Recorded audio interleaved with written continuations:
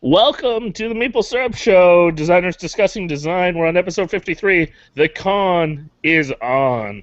I like it, Sen. Good title. And we're really excited about this. This is a new twist for us.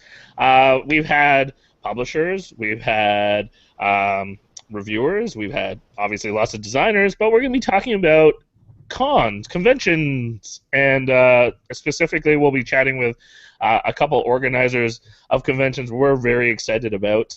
But before we get there, you'll notice we have the one, the only, one of our faves. Suze is on the show. Hello. Welcome.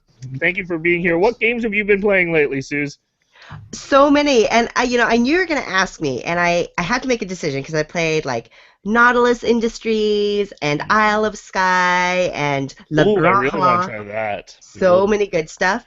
Yes, that's exactly it. Oh, the metal coins are so clinky and awesome. I love metal coins. But the game I decided I needed to talk about, and it was short-sighted, I didn't bring it up into where I'm recording, is Bucket King 3D. Ooh, what? I'm getting a lot of I don't know this. That's awesome. Off the radar. I love it. It's so awesome. Bucket King 3D is republished. It's got like the art is similar to like the Pick a Dog and Pick a Pig series for kids. It's got that really silly cartoony look.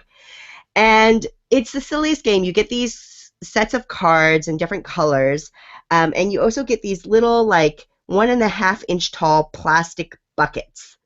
And basically what you do is you get dealt a hand of cards, and depending on the colors of the cards, and they're numbered like 1 through 8 or something like that, you look at your hand, and then you have to build a pyramid. Everybody gets the same number of buckets in different colors. You have to build a pyramid of these buckets in front of you strategically, and then you basically play, it's kind of like a ladder game where, I'll play a red 2, and then the person to the right will play a red 3, and you can use multiple cards, and you just have to keep on getting higher in value.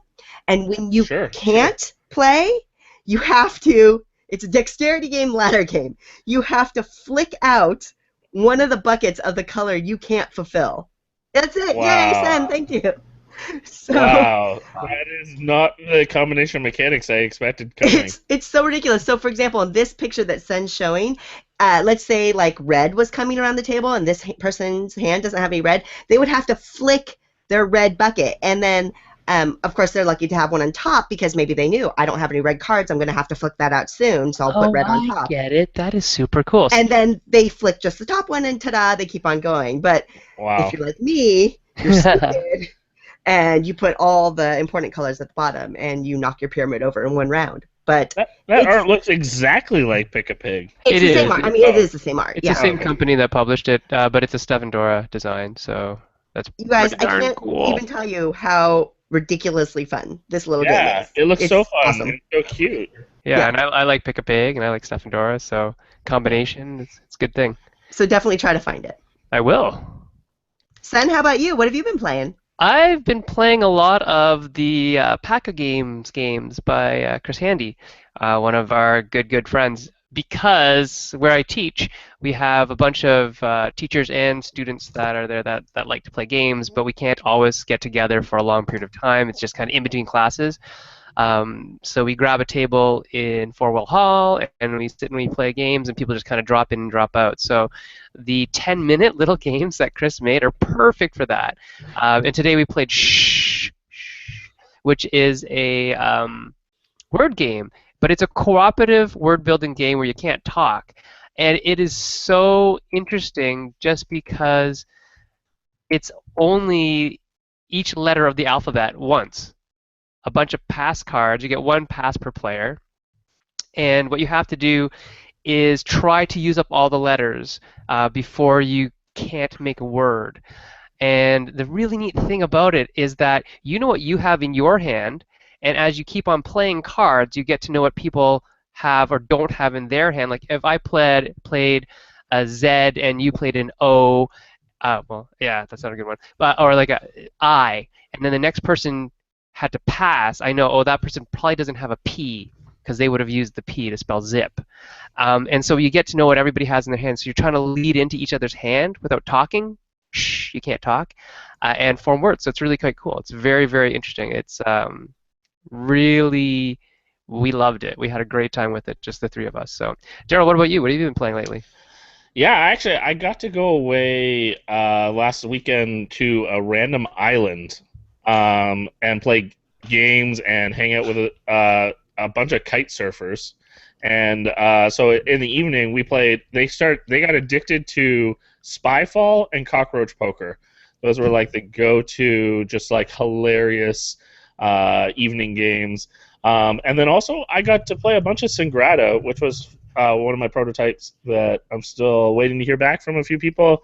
And it was funny because while I was waiting, I was like, man, I haven't played this game since GenCon, and I love that game. So I was really happy to get to play that a bunch of times. So that's been me lately. But people might notice we actually have a fourth person in the room right now. David is in the house. Anyone who doesn't know David, you've clearly not watched one of our live shows because he's often hanging out on the YouTube channel, interacting and chatting with people. But we have a big thank you to David because David's been helping us with something that many of our viewers have requested. And then out of nowhere, David was just like, oh, I can help you with that. So, David, why don't you tell our viewers what you've been up to this week? So we are converting all of the awesome videos and content that you guys have to audio format for podcasting. Yay! Which is great because you're going to see pictures of Flick here because I just had to show you guys how awesome the art is. Chris did a lot of photography for this. But anyway, the idea that David is helping us rip all of our audio right now just straight from the feeds right onto an audio format, and we're going to have that available soon on iTunes and maybe somewhere else. We're getting our hosting all kind of figured out right now. I didn't know this, Daryl, but we have something ridiculous like 180 odd pieces of content. Yeah, isn't that wild? I could not believe through this week while we were chatting with David how much. I think it was 1.7 gigs of audio. Is that right? Yeah, it's actually a little bit bigger than that. I miscalculated because my system didn't actually count some of the files. So it's actually probably over 2 once it's in audio format. Yeah. So one of the things we did not calculate when we originally kickstarted was we got a fairly basic website package with 1 gig of space, and we've already created over 2 gigs of audio content, which is a great problem, but maybe if we raise some more money in the future, we'll be able to store all of our content. Yeah. So for now, we might only put up, like, for instance, maybe the episodes or 10 episodes at a time or something. We're figuring that all out right now. We might actually externally host it until we can pay for more website space. But I wanted to especially give a big thank you to David and have him on, not only because he's a friend and I appreciate his friendship and we're working on a game together, which I'm really excited about, but also just that it was really cool to see someone who just loves our show and supports the show and just got involved and really just stepped up and is helping a need, and that our viewers wanted it, and so it's just, I don't know, I feel kind of really cool about how it's all working out. So yeah, because that was supposed to be Daryl's winter job. Yeah. And so I took work away from him. You took our gerbs. Please. Take all our gerbs. No, it's great. Like you alluded, it's going to be a little raw at first, but we'll refine it as we go on, just so that people know, it has actually been great to see you guys evolve as I've been listening to the audio just to make sure it was okay. Listening to the first few episodes till where you guys are now, you can actually see an awesome transition. So it's been great to watch you guys, transition through this last year. Well, thanks. That's pretty cool. We have to figure out what we're going to do with all that stuff. But before we do that, I think we should probably go on to the show. So, yeah, on with the show. On with the show. Let's bring in our guests. We have with us Mr. Brian W. Lenz. We're showing you in the broadcast now, Brian, and you can unmute your mic. And we have also Jeff Andrews. And there they are in full Technicolor glory. Yay. There's Brian and there's Jeff. Woohoo. Good to be here. Thanks for coming. Jeff is the man behind BGG.con, BGG Fam, and BGGC, so that's the one on the boat. And he will be here talking to us about that. Brian is part of R&R Games and also the one behind GrandCon. So they're the grand conveners, or I'm not. Do you guys have titles? I've appointed myself the director of events for BGG. Did Aldi let you decide that name? I've said it in his presence, and he hasn't, told me to stop. So I'm about to get some business cards made. Oh, awesome. And Brian, what do you call yourself? Poobah? Game Guru, Fire Chief, Don of many hats. There you go. Awesome. All right. Excellent. Well, let's just jump into the questions. I got a question right off the bat for Jeff. Why don't you kind of explain, for anyone who doesn't know, what are the differences between the three events we just name dropped, so people can determine, which BGG.con version's best for them? Sure, be happy to. Well, BGG.con is, the granddaddy, the older brother, been going 10 years now. And it's we describe it as a weekend gaming party with your friends that just happens to last 5 days and 2,500 of your friends with a 5,000 game library to draw from.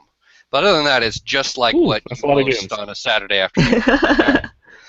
Now it's got a few other things that go in with that. We've always had good friends in the publishing industry, and game designers are also gamers by trade, and so we've got a pretty good dealer room, a set of exhibitors, and we have a few special events. But the focus really is just all about the open gaming. That's what we want to do, and so that's in November. It's pretty much almost always has been, and pretty much always will be going forward, the week before Thanksgiving.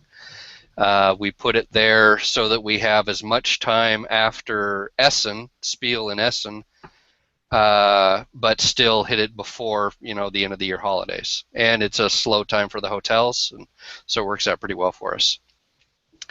The other two events we started this year, and they've already happened for the first time, and they're going to happen again next year. The first one we did was back in March. We did BGG at Sea, and a lot of people thought that we were going to take on the Seattle Seahawks, but no, the idea there was a cruise, a gaming cruise. My wife and I like to do a lot of cruising. It's one of our favorite ways to vacation, and we also like to play a lot of board games. And the last cruise I went on, I brought some board games, and I put a note in the card room saying, hey, I've got real games with me. Nobody ever called me, but we played Firefly, the board game, my wife and I, every day for the whole week. And we did get another couple come by and see the Firefly license and play the game with us once. But I thought, well, I like cruising so much, let me bring a bunch of board gamers with me. So we did that in March for a week through the Western Caribbean. We're doing it again next year in August. Again, we're going out of Galveston for a week, hitting some other ports in the Western Caribbean. And then we're already booked for 2017, back in the spring of 2017. We're going to do an Eastern Caribbean trip on what will then be the world's largest cruise ship. It's still under construction, but we're going on the Harmony of the Seas from Royal Caribbean out to some Eastern Caribbean ports. And then the third event, we have retitled. It was called BGG Fam. It's the vision for that, and we did it over Memorial Day weekend.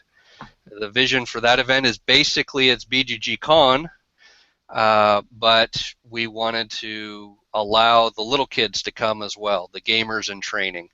That's been our one biggest, not necessarily complaint, but suggested improvement is, why don't you let kids under 12 come in November? And so when we started up Memorial Day weekend, we said, okay, the kids under 12 can come now. It was a great event. We had a great time. We want more people to come.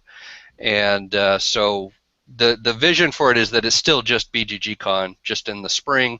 And so now we're calling it BGG.con Spring to emphasize that it's BGG.con. Same rules apply. The kids are still allowed to come. It's over Memorial Day weekend. It's got a little more of a, a regional con holiday weekend kind of feel to it. But it's still about the open gaming, and we just opened registration, I think a week ago, for next May in 2016. Already got about 150 people signed up, and we expect it to continue to grow and have a great time there. One of the really nice things that happened at that one is it timed up really well with the Spiel des Jahres announcements. The Spiel des Jahres nominees came out a week before the convention. We knew that was happening. The Spiel des Jahres people contacted us, and they offered to come over, fly over the pond, and teach all of the finalists. And we're hoping they can do that again. We haven't worked out schedules just yet, so we can't make that. We don't know for sure whether it's going to work out, but we certainly would like to see them back again. So that's a long-winded description of the three events, but I hope that that covered it. Just quickly, because a lot of us that watch are Canadians, and Daryl and I are Canadian. So Memorial Day weekend is which weekend? Oh, sorry. Yes, Memorial Day weekend is basically it's going to fall on the last weekend in May. Okay. Whatever the last Monday in May will be that last day of the show. So it's the Thursday, Friday, Saturday. That's actually Friday, Saturday, Sunday, Monday of the last Friday in May. So which I think next year is May 30th. I usually have the calendars posted on my wall up here, but I still have May 2015 up there. I need to put May 2016 up now. So the cruise will vary whatever time of year we can find the best deal for whatever itinerary we want. We are looking at Alaska for 2018 or 2019. BGG Spring will always cover the last Monday in May, and BGG Con will always cover the third Thursday in November, because it's the week before Thanksgiving, which is the fourth Thursday. Awesome. Brian, can you give us like a quick overview of GrandCon for people that might be not familiar with it? But then also a question from a friend in the YouTube chat, Eric, who helps organize the board game room up at PAX Prime up here in Seattle, has a question about how do you determine how you allocate space for your convention for, open gaming or scheduled games and events and things like that? Well, GrandCon, first of all, is coming up in just about a week. It's September 25th through the 27th. For those that are in the local area or that can make it out, please do. We are a family-driven convention. We bring in roughly around 2,000 games. We actually use the Gen Con library at our convention to play games. We have all over 320 or 330 events that you can sign up and participate. We have guests such as like Tom Bassel and Z Garcia coming this year, along with the maple syrup crew. Part of that crew. The good-looking one. The tall one. We'll say the tall one's going. The one that can eat more.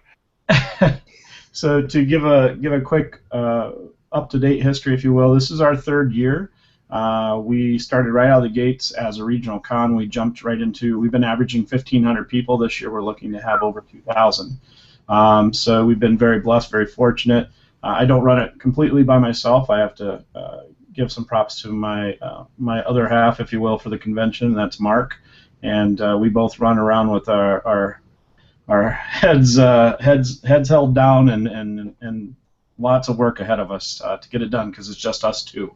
So with that, gaming convention all the way around, special guests we bring in, many friends of the industry. So, we kind of consider it just a place to come and hang and have fun for a weekend. And as far as the question, I'm sorry, what was the second part of that question, Susie? Yeah, just interested in hearing how you allocate space. I know conventions have open gaming and scheduled tables and different kinds of events.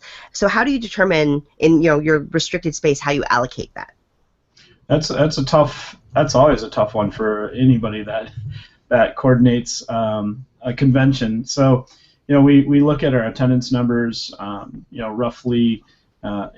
Roughly we're looking at probably about 75% of the people are there for the entire weekend. Some folks only pop in for a day or two. So we allocate as much space as we possibly can for the gaming, if you will. So that's the largest meeting room or venue area. And it's really kind of a crystal ball question. You could expect 2,000 people, and all of a sudden you see 3,000 or 4,000 people, and so you just have to you have to adjust on the fly. But knowing your demographics, when you run a convention, especially a regional convention, you're going to see 70 to 80% of the people come from within the surrounding area. And I live in our convention's in Grand Rapids, Michigan. So it's about a 1.2, 1.3 million surrounding area. So if you know your demographics, we kind of anticipate a little bit on that. So it's where it's at. But who knows? That 5,000 person can walk through the door, and we have no control over how many want to come and have fun. So we just do the best we can. Every year we have a floor plan that we lay out, and we allocate to so much role playing, so much board gaming, so much for tournaments, events, things of that nature, and you just deal with it when you see an overflow. Interesting. So Jeff, you guys actually have a different model, right? You guys pre-sell. Yeah, that's correct. We sell all our badges ahead of time. We don't take walk-ups. We don't do day passes. So we have the luxury of knowing ahead of time pretty much how many people are going to be there. Right, and that makes your logistics a little bit easier, would you say?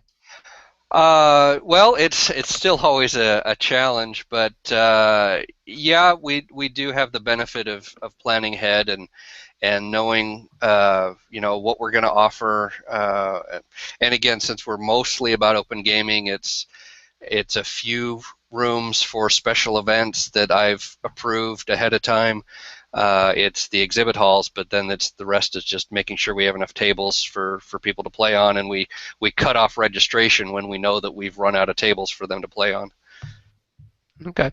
David, I think you have a question? Yeah, I was going to ask Brian, is there anything to tell us about the not so nice side of running a con?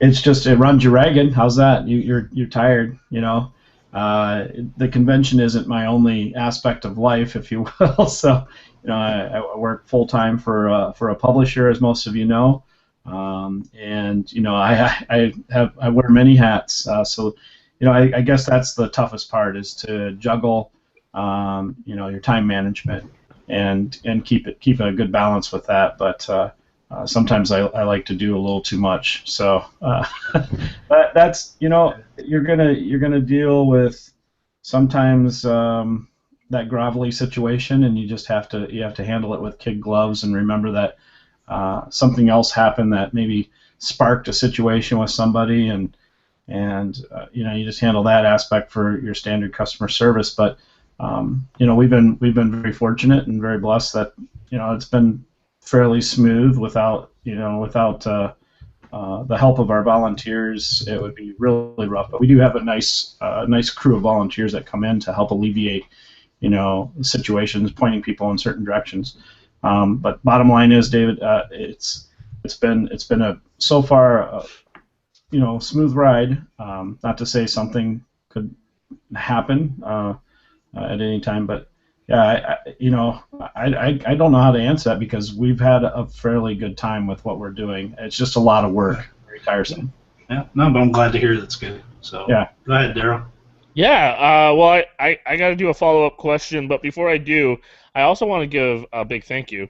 As I'm sitting here thinking about it, Brian mentioned R&R Games. They're obviously a major sponsor of our show, and we really love and appreciate their support. And also, Board Game Geek, I believe, was like the second sponsor we had when we did our Kickstarter. So again, another sponsor on the show. So I just also want to say thank you for your support, and really, our show wouldn't exist without you guys. So No, just because they sponsored isn't the only reason why they're on the show. no, it's true. Yeah, Actually, we just booked them. We just booked them, and then I'm like, hey, look at that. Coincidence. It's a lovely coincidence. Yes. I selfishly booked them because I'm going to both of them and I've never been. So now I get my sneak preview and get to ask all these kind of questions. So I'm going to actually jump with a question that I have for BGG.con, because I've seen these intimidating or funny-looking photos of people in masks with like some special event that goes down at BGG.con, and I think they're luchadors. Yeah, the secret's out. Tell us a little bit about that event and any other kind of quirky, fun things that go down at BGG.con that a noob like me needs to know about. Okay, well, you certainly picked the biggest and most well-known one out of that. That is the Battling Tops event, started by Chad Krazan, who does all the advertising for Board Game Geek. And if you've ever seen Battling Tops, the old kids game with tops flying around in an arena, he's got, I think it's 8 or 16 copies, and it's basically WrestleMania. Unfortunately, I almost never get to see it because it usually happens right while I'm in the middle of running the poker tournament.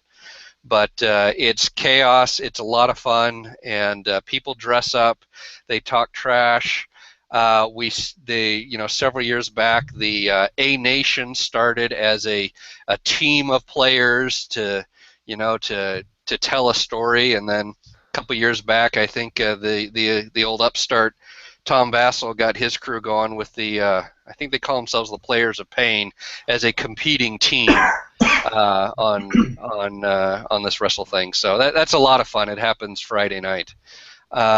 There's lots of other things like that just kind of happen spontaneously. Our philosophy, the whole BGG philosophy, is that the crowd knows best and let people do what they want to do as long as it's within the realms of decorum and appropriate behavior. But there was a couple years back, somebody played Flower Fall off the stairs, off the balcony. And that just happens spontaneously. There's usually a pitch car tournament going on, or 3 tables all put together of 50 people all playing Wings of War all at the same time.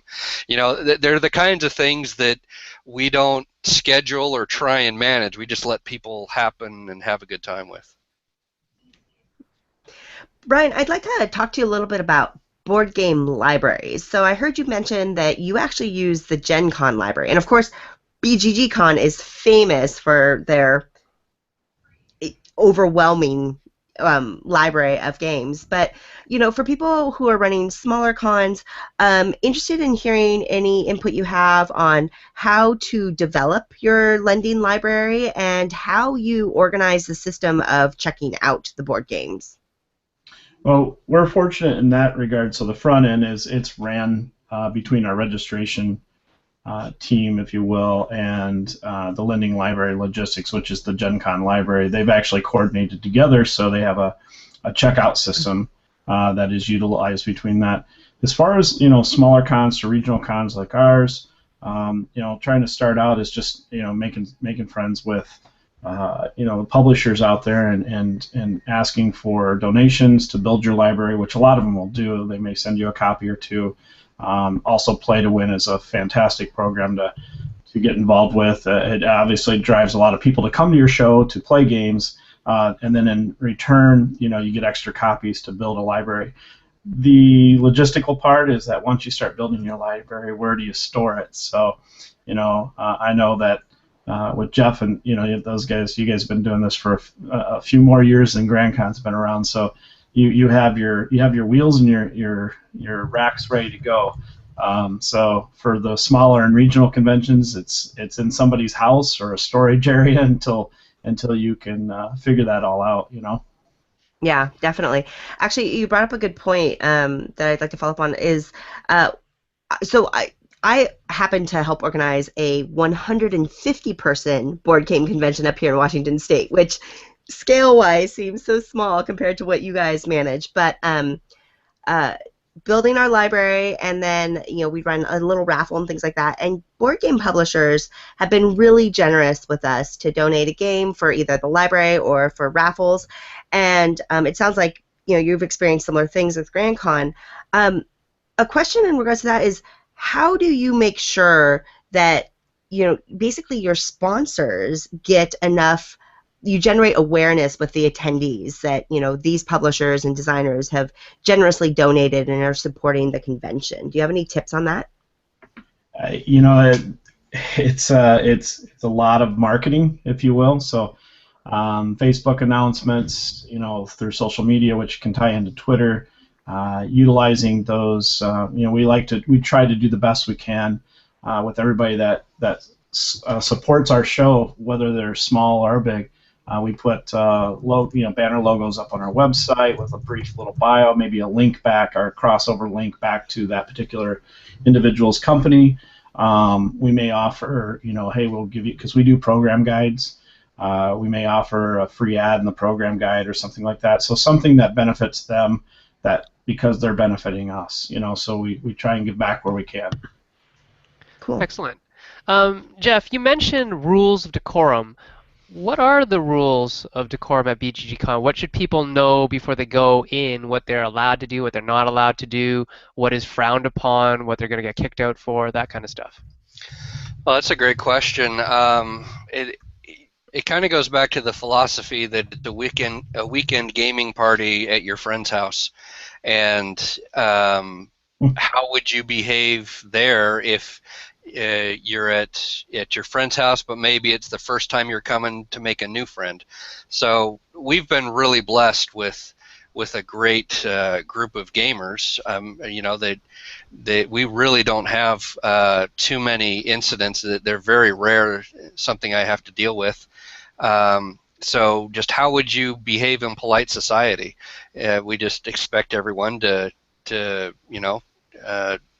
behave themselves appropriately. Now, if you're in a smaller setting, I have been back in the werewolf rooms at 3 a.m., and there's a certain more lax or looseness to the behavior there, but that's in one of the breakout rooms, 20 people, and they all know what they're getting into when they walk into that room. Not that it's anything crazy. I mean, I'm still a pretty straight arrow, and I'm not uncomfortable there, but just behave yourself like you would in public, because that's where you are.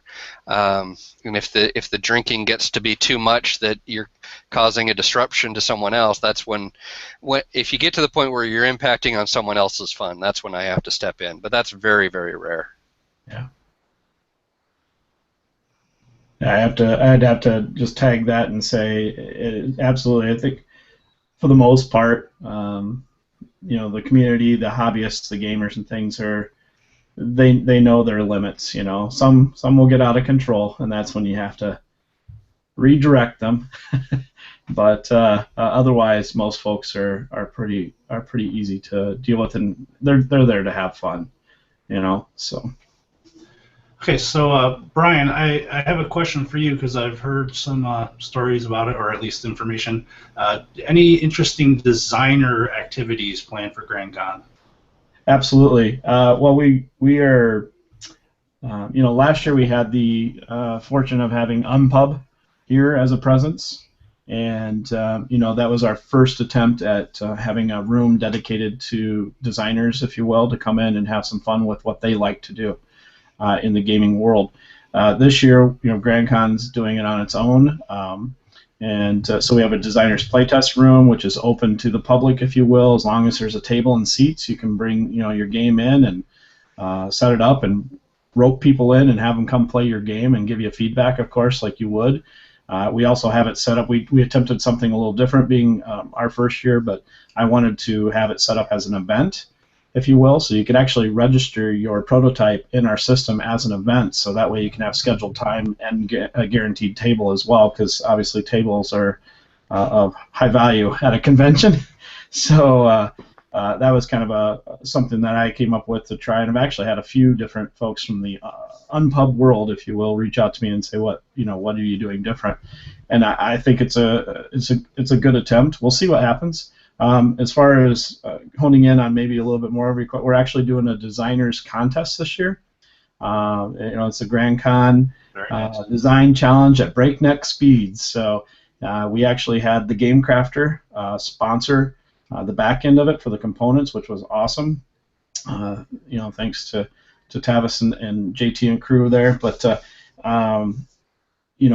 with that, you come in, you pay a little bit to get into the event. You've got 24 hours to come up with a game. I'm not going to divulge the rules yet, but you have 24 hours, and you got to come back, meet in a room, and be able to pitch your game to 4 industry knowns, designers and/or publishers, if you will, and they're going to grade you. And then there's a top three prize down winnings, which is. So far we have what did I set? I think I set it for like 16. This is our first year, so 16 people can enter it, and we already have half the field filled up already for people that want to get into it. So that's great for a first year try. So, but it's exciting. I can't wait to see what people come up with. Obviously, it's going to be nerve-wracking. We have a couple podcasts that have offered to come in and record it. Of course, if the designer allows it, it puts a little bit more pressure on people. So that's where we're going with the design this year, and who knows where it will grow from there. I hope it continues to grow, where it becomes a 50 to 100 person event, and it takes a few days to get through it or whatever. I think it'd be super cool to see something like that. But obviously, you got so much time and so much to deal with design. So, thanks. Awesome. Well, I mean, obviously, the majority of our viewers, or a good chunk of our viewers, are people either that are designing or thinking about designing stuff. And so I got to follow up with a similar question with Jeff. Curious about what kind of things are happening at BGG.con that designers can utilize, and also maybe it's like 2 points. So designer side, and then the other thing I want to know about is the hot tables. I've heard like there's like kind of like the hotness tables. The hot games, yeah. The hot games.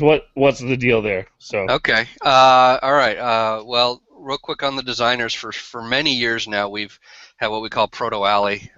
Gil Hova started that up, and basically for the entire length of the convention, it's very similar, where just a room set aside for designers to amongst themselves show off rough prototypes and get some feedback and testing.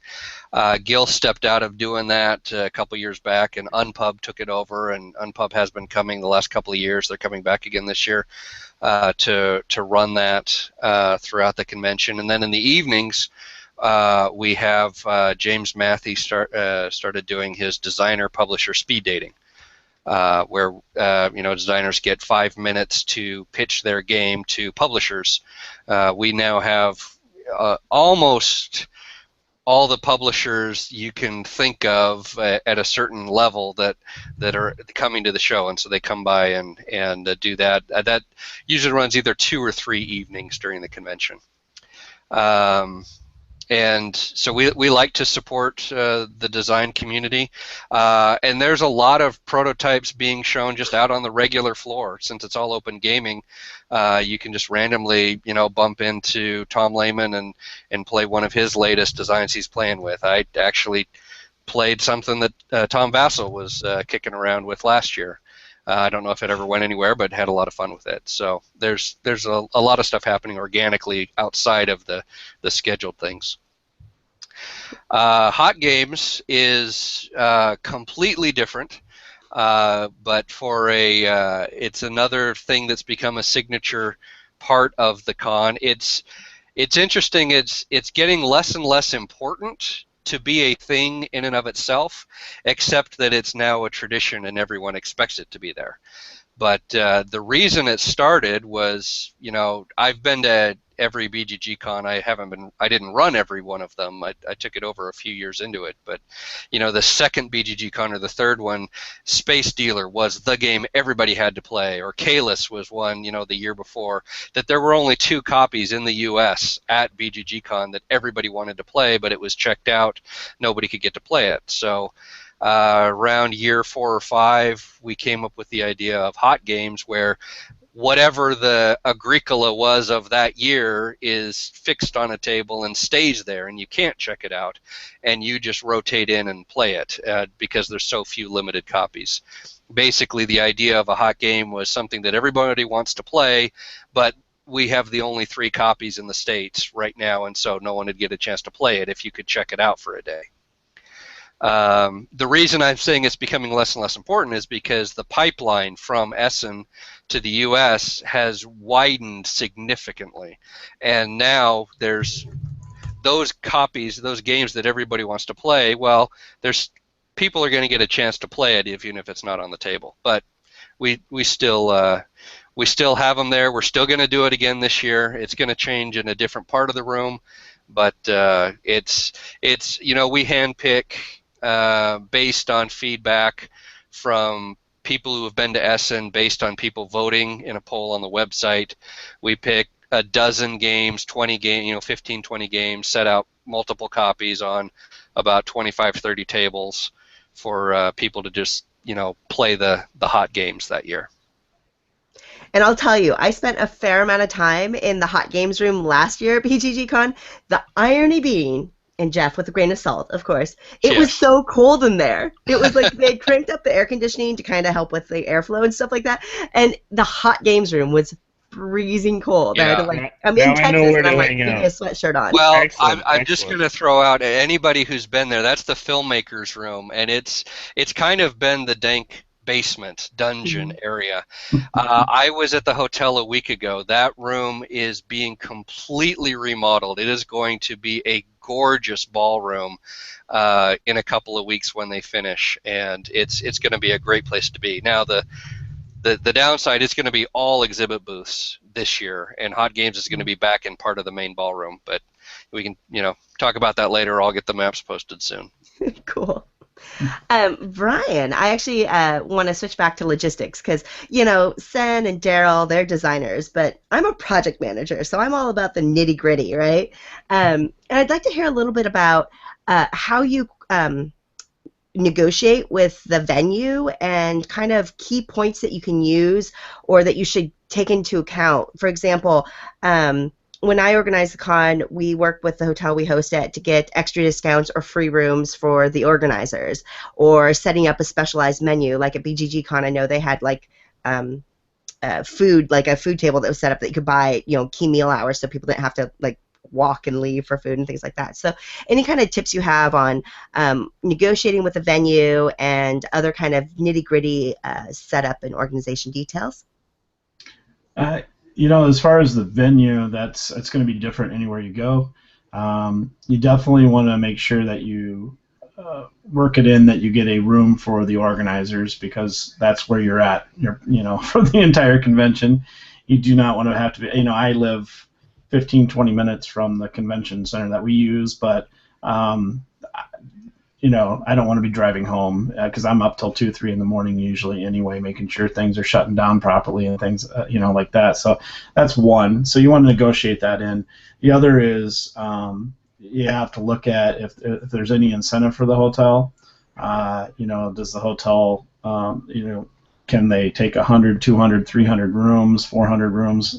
So you have to look at hey, we're gonna rent out this many rooms for our convention.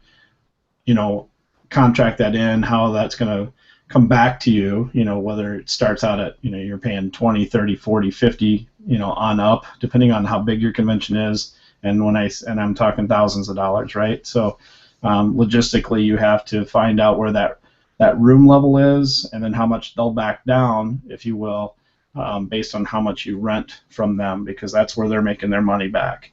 And so you could work it where you sell 200 rooms and you've got your venue for free.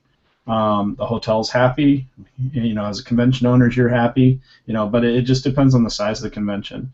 And that's a growing thing. It's a growing pain.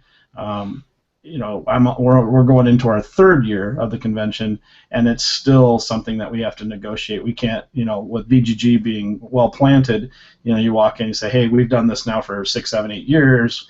we've got this many people coming in. They do the pre-registration, then cut it off. We also do pre-registration, but we still allow walk-ins. So we're still building up that momentum to get a good fix on how many attendees we're going to see year over year. So going, to finish that point, it's really just going back to knowing your traffic flow, and then going to the venue and saying, hey, we're going to bring this in. They're going to buy this much from the pub bar, in the restaurant we're in, there's a pub bar, so they're going to spend money there. They're going to spend money in the hotel. And then there's a negotiation in there. Well, you rent this many rooms guaranteed, and we'll drop the price this much, so it's tough. When you go into the bigger venues, it's even more hardball. So sometimes as a smaller convention, you have no say-so. They're like, this is the price, and this is what you got to pay. Take it or leave it. Yeah.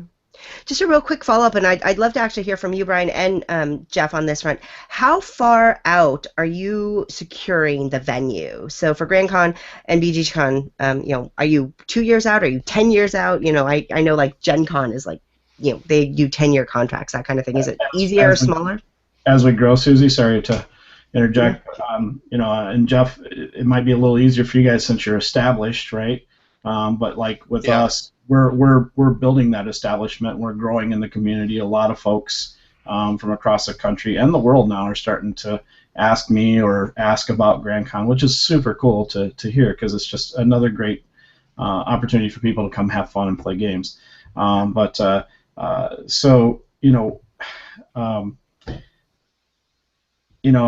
Sorry, it's just knowing. I totally train left the building there. I got distracted. So I'll jump in. Repeat the question. No problem. Well, Jeff, you want to share what BGG, how far jump BGG in. is? The question, as I understood, is basically how far out are you contracted with the venue? And we're contracted out through 2017 and have been for a couple of years. So we stay 3 to 4 years ahead, give or take.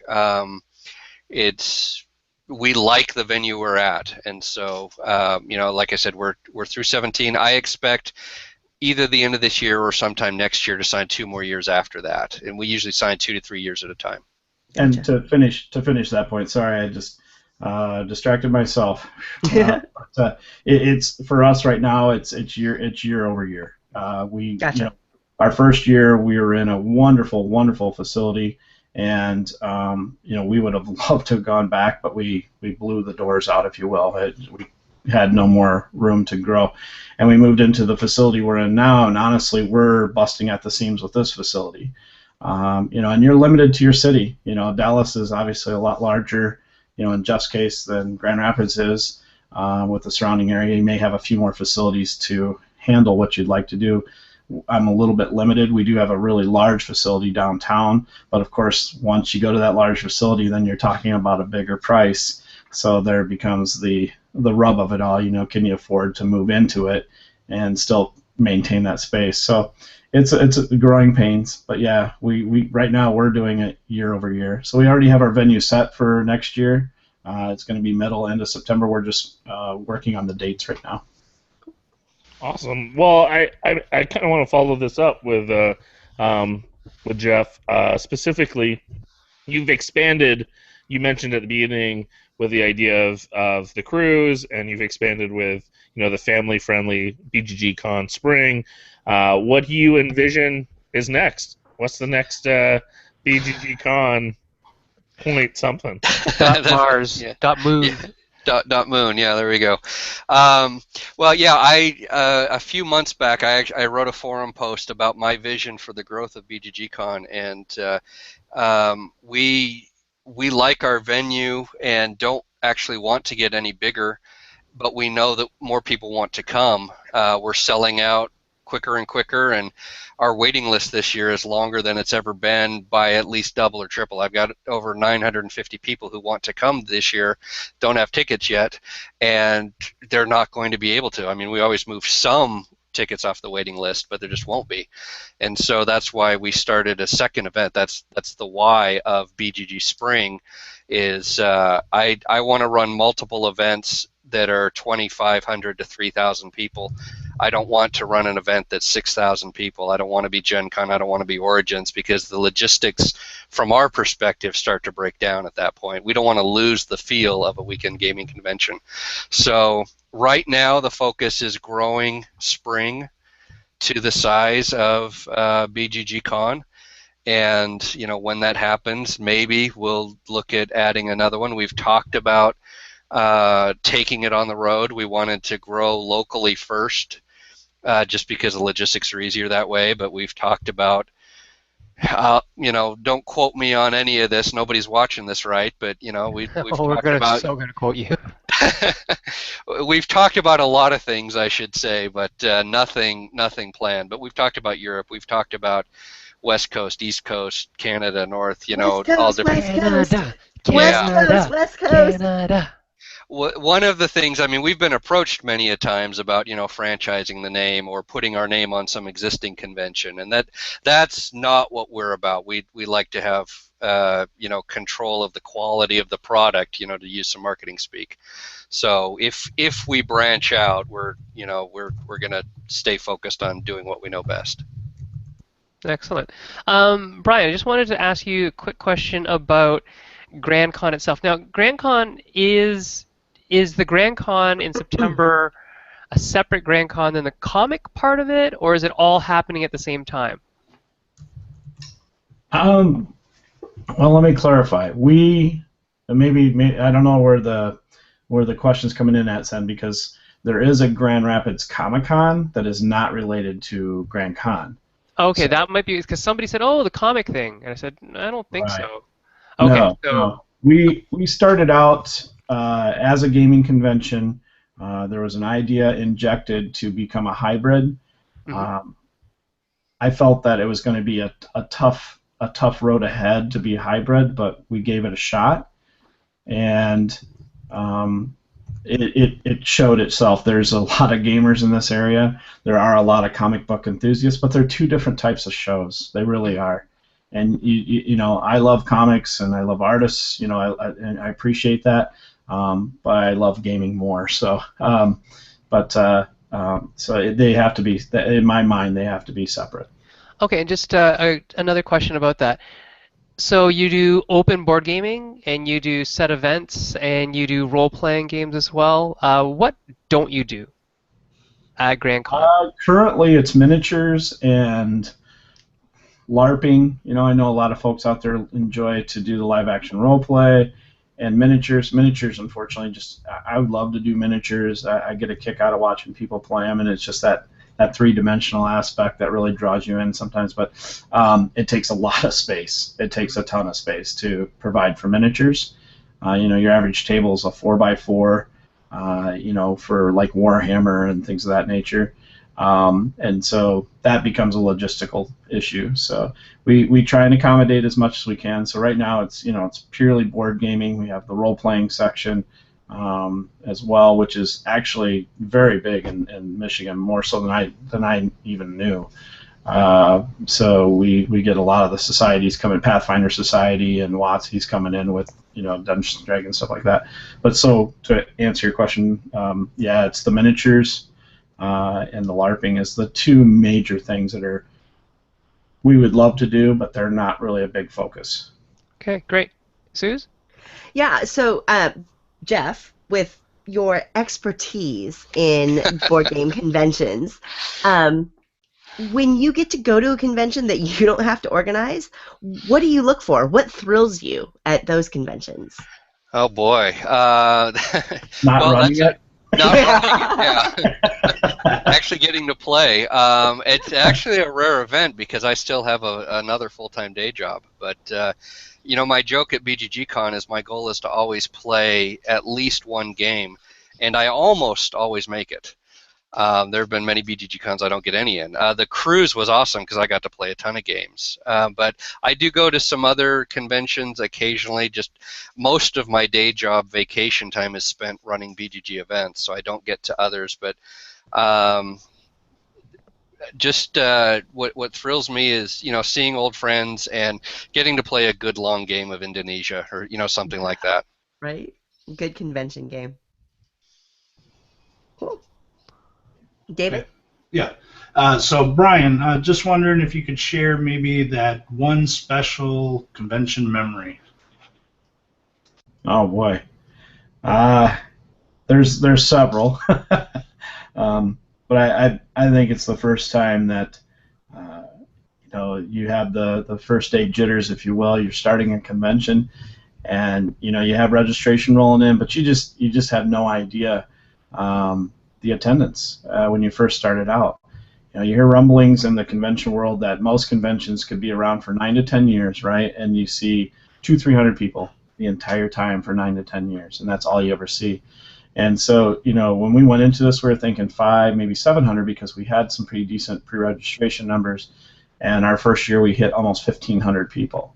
So that was a shining star for me at that moment, to just know that there was a need in the community for this, and we fulfilled it, and it was just a fantastic experience.